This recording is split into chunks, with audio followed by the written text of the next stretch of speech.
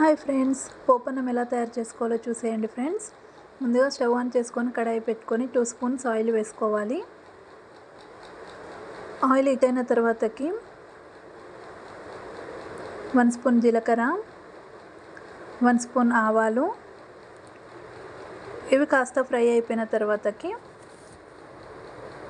కొన్ని పల్లీలను వేసుకోవాలి,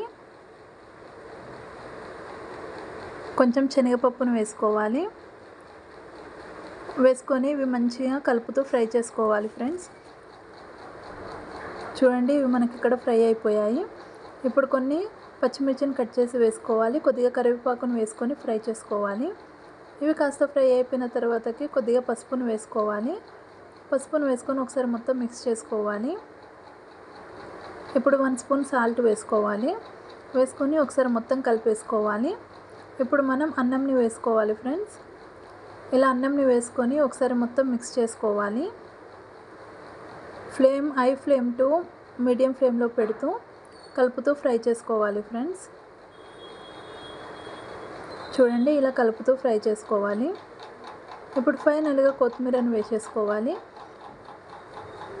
వేసుకొని ఒకసారి మొత్తం మిక్స్ చేసుకొని ఒక 2 మినిట్స్ తర్వాత స్టవ్ ఆఫ్ చేసేసుకోవాలి. అంతేనండి, ఎంతో టేస్టీగా ఉండే పోపన్నం రెడీ. ఈ వీడియో కనుక మీకు నచ్చినట్లయితే లైక్ చేయండి, షేర్ చేయండి, subscribe to my channel friends. Bye bye.